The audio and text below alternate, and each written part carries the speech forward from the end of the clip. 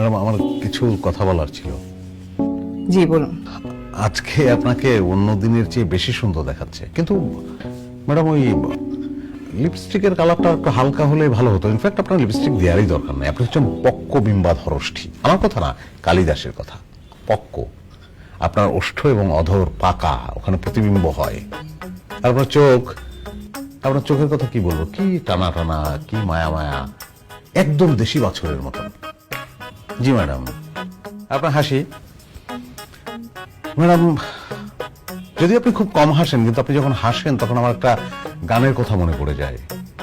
সাগরের সৈকতে কে যেন দূর হতে আমারেই ডেকে নিয়ে যায়, আয় আয় আয়।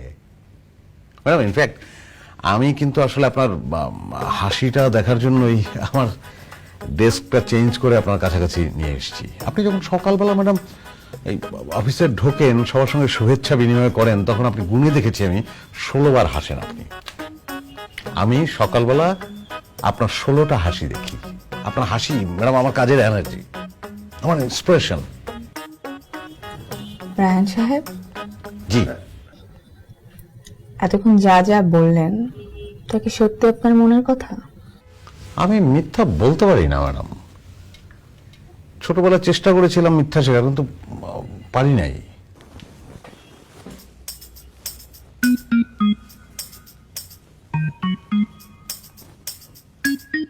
আসলে হয়েছে কি জানেন রায়হান সাহেব, না, কোম্পানির মালিকের মেয়ে হিসাবে সবসময় আমাকে একটা গাম্ভীর্যের মুখোশ ধারণ করে থাকতে হয়। ও তাই ইচ্ছে হলেও সবার সাথে আমি সেভাবে মিশতে পারি না।